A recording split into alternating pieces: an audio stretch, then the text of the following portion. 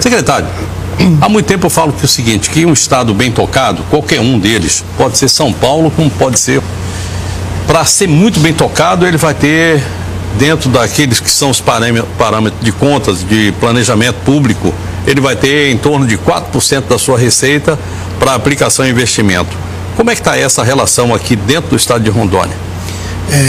Léo, isso para tocar um estado como se fosse uma empresa, né?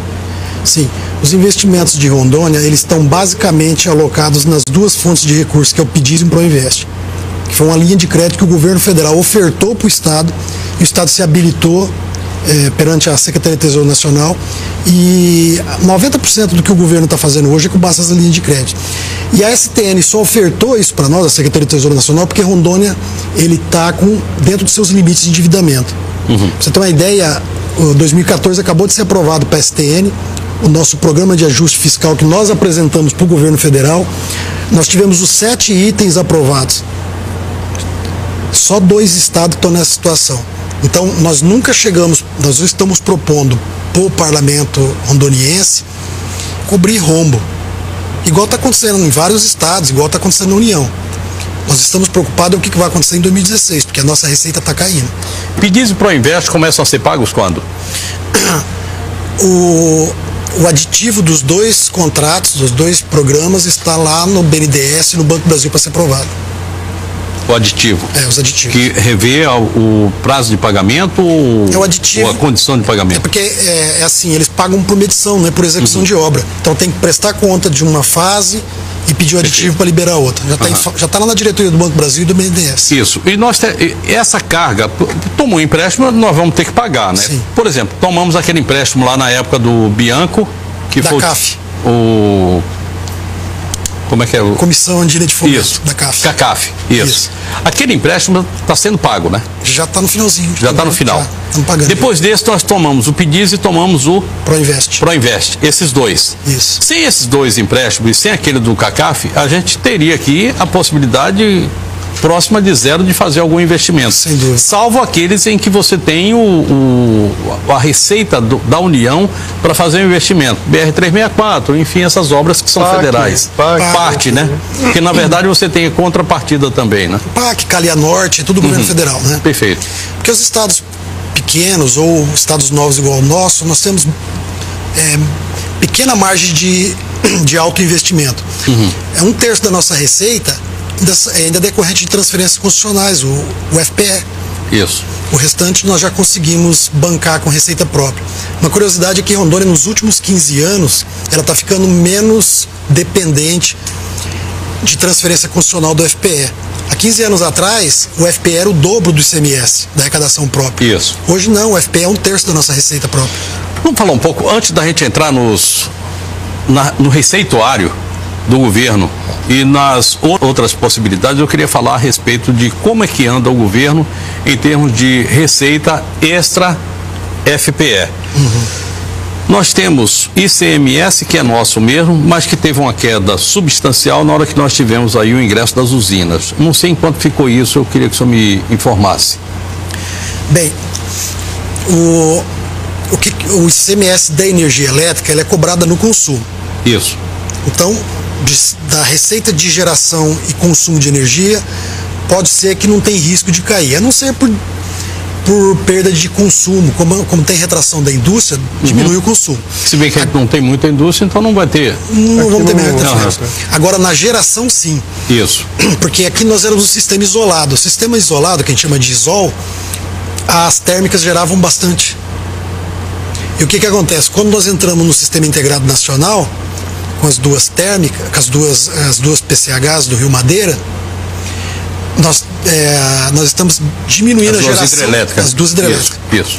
Nós estamos diminuindo a geração com óleo diesel. Aí cai minha receita de combustível. Voltou a geração do óleo diesel agora aqui, né? Aliviou alguma coisa? Dá em torno de quanto? É o CTE, né? Óleo combustível termoelétrico. Deve estar dando em torno de 18 milhões mês. 18 milhões mês. Isso. Quer dizer, não refresca absolutamente nada. Mas em se desligando, é uma frustração de receita, 18 milhões mês, que vai dar aí 200 milhões no ano, tranquilo. Bom, quando o pessoal soube que vocês vinham para cá, as primeiras perguntas que me vieram aqui, eu só pergunta por quê? O que eles vão fazer para reaver o dinheiro que devem para o governo? E aí eu sei que vocês têm uma série de caminhos ou de gavetas que estão lá fechadas que precisam buscar esse dinheiro. Devedores de uma série de formas, até Beron e até a transposição. Queria que vocês dois falassem a respeito desse assunto, porque isso pode ser que seja o caminho. Não sei se vai ser, não sei se fechando se a gente conseguir isso aqui, se a gente vai ter a condição de impedir que haja esse aumento do imposto do outro lado. Com relação a esse trabalho com o Ministério Público, nós estamos discutindo, foi o Ministério Público que nos procurou e está propondo desenvolver um trabalho junto do Executivo com o MP, voltado para ilícitos fiscais. Opa! Ilícitos fiscais. Com relação à dívida pública, a gente já vem fazendo um trabalho de revisão da dívida pública fundada e flutuante, passar um pente fino mesmo. De tal forma, Léo... Fundada e flutuante. Isso. Peraí, como a gente está falando aqui para o resto do estado todo, que é tão por dentro desse assunto quanto eu, o que é fundado e o que é flutuante? Basicamente, em termos leigos, a dívida fundada é de longo prazo. Empréstimo, por exemplo, dívida fundada. A dívida flutuante, a dívida que é contraída e paga no mesmo exercício. O governo do estado está fazendo esse trabalho em parceria com a instituição de renome, uma instituição muito importante, de tal forma que nós já achamos erros e já baixamos. A nossa dívida com o INSS era de 144 milhões, nós já eliminamos a dívida. Não devemos mais nenhum centavo. E estamos ficando com 50 milhões de créditos contra a União para compensar em outro tipo de dívida. Isso é um trabalho muito bonito, nunca foi feito, pelo menos que eu não tenho conhecimento que tenha sido feito aqui em Rondônia. É um trabalho de tal forma que nós propusemos para o governador autorizou e achamos erro. Estavam pagando dívida com a União indevida. Erro de toda a ordem, erro de cálculo, dívida duplicada. Agora é um trabalho de altíssimo nível que está sendo capitaneado pelo governo do estado junto com essa instituição. Trabalho muito bacana e que vai surtir muito resultado. Vamos entrar na dívida do Beron também. Na dívida do Beron. Vamos também. Que é que eu gostaria de falar a respeito, até porque é o seguinte, até o ponto que eu sei, da dívida do Beron eu conheço um pouco mais, porque eu estive aqui, esse foi um assunto que eu tive que me envolver bastante, inclusive com alguém que estava na época, que é o doutor João Clóvis. Ele me disse, olha, a dívida do Beron tem isso e isso. Ele veio aqui uma vez, inclusive, logo depois da eleição do doutor Confúcio, se eu não me engano, ou do senador Raupp, e ele chegou e disse assim, olha, estão dizendo que o Raupp, o Beron quebrou por causa do Raupp. Não foi, e eu posso dizer isso porque eu era o secretário de Fazenda na época, chegou aqui, deu a sua explicação e, enfim, passou a informação para frente. Sobre Beron, antes de a gente entrar, porque eu gostaria de entrar no Beron no segundo bloco, eu gostaria de ver o seguinte, a transposição. Quanto a gente ainda pode conseguir da transposição? O que é que falta para a gente fechar esse imbróglio? Da transposição? Pode falar, qualquer um dos dois. Levantou a mão, vai. Pela portaria ministerial, isso tem sido feito, um trabalho que está sendo coordenado pelo doutor Luciano no âmbito da CEGEP, que é a antiga Secretaria de Administração. Doutor Luciano esteve aqui comigo uma vez e disse o seguinte, Léo, você não imagina o que é que nós tínhamos em termos de documentação. Primeiro, tinha muita coisa que não tinha documentação. E tinha ficha funcional que foi feita a lápis. Aí o cara não queria aceitar aquilo, mas como não aceitar aquilo foi feito naquele momento que não tinha caneta BIC, não, em Rondônia era lápis mesmo. Folha bruta com todos os encargos, 220 milhões mês. 220 milhões contra quanto de receita? De todo o executivo. Nossa receita de ICMS, receita bruta, chega até 300, 350, no top 350. O FPE entre 50 e 170 milhões. Bruto também. E sem contar o que a gente passa para o município, saúde, educação, os poderes, né? Eu vou falar a respeito de um assunto que de vez em quando vem à tona. É a questão das hidrelétricas. A renúncia fiscal em função de material que foi adquirido. Eu me lembro que na época eu fui procurar um advogado e ele me disse o seguinte, olha, se não fizer por aqui, faz via entrada lá. O que vem da China, o que vem de fora, por um sistema de drawback, eu não sei se seria exatamente essa operação, mas via uma operação de drawback vai entrar pelo mesmo valor. Ou seja, Rondônia vai continuar sem receber aquele valor ali do ICMS. Não sei se isso é verdadeiro. Em parte. Em parte. Nós temos duas situações com as hidrelétricas. A operação de geração e transmissão de energia interestadual, ela não incide imposto, porque o princípio da tributação é no consumo, é regra constitucional. Com relação à obra, importação de turbina e seus componentes, que vem de fora e o que que é comprado aqui no mercado. Não há isenção para isso. Porque havia sim uma lei, mas ela foi questionada na justiça, não sei se se lembram. Lembro. O próprio Ministério Público entrou com uma ação direta de inconstitucionalidade. Hoje ele é tributado, tem questão de sigilo fiscal, que eu não posso dizer aqui, né? Sou servidor do fisco. Tem empresa pagando e tem empresa não pagando. Mas nós estamos todos lançando no sistema de tributação, arrecadação e fiscalização do Estado.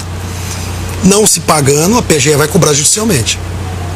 Mas isso está sendo feito e tem um valor alto lá para receber, muito alto. Tá. E esse valor alto não existe possibilidade de, por exemplo, agora de se fazer um ajuste. Essa proposta é algo que a gente pode dizer que ela tem um nível nacional, apesar das particularidades de cada estado. Ou seja, houve um acordo entre os secretários de Fazenda e entre os governadores para seguir nesse caminho. Quer dizer, não é um assunto somente aqui do nosso estado. O que acontece? Todos os estados estão... Por isso que eu falo que não é só aumento de imposto, é um realinhamento de carga tributária. Perfeito. Todos os estados estão fazendo isso, mas com uma diferença. A Rondônia não está fazendo para cobrir rombo. Está fazendo para evitar que tenha o rombo. Olha, não está fazendo para cobrir o orçamento, não. Perfeito. O senhor falou, olha, a receita está caindo de julho para cá. E por que só agora nós estamos discutindo isso? Porque nós entramos o ano, o que o governador falou na posse dele? Ele já entrou contingenciando em mais de 100 milhões de reais. A gente já vinha se preparando. Por quê? Porque nós viramos com resta a pagar, porque em 2012 nós tivemos aquela desoneração do governo federal. Então toda a arrecadação que a gente tem sobrado no orçamento, a gente tem pagado resta a pagar, diminuindo uma dívida de curto prazo, de tal forma que hoje, de resta a pagar, deve ter pouco mais de 40 milhões na fonte Tesouro. Agora, o que acontece? A receita está caindo. E se eu tenho despesas voluntárias, que nós já vínhamos cortando, e as despesas obrigatórias, o que a gente faz no ano que vem? Não se reduz folha nem previdência. E o governo vai parar de investir? Bom, estratégia. Quanto vocês acham que vocês vão conseguir aprovar lá na Assembleia Legislativa, porque depende da Assembleia Legislativa, de aumento de ICMS? Nós pegamos a base de 2014, né? Mas aí eu teria que tirar a queda da demanda de consumo. Perfeito. 35 milhões aproximadamente. Bom, chegamos ao final de mais um Tempo Real. Eu deixo uma frase para você pensar antes de dormir. O poder se torna mais forte quando ninguém pensa. Quem disse isso foi Sócrates, há muito tempo atrás. Desejo a todos boa noite, bom sono, bons sonhos. Fiquem com Deus. Bota um rock aí que eu tô de saideira. Tchau, amanhã tem mais. Peço a Deus um pouco de malandragem.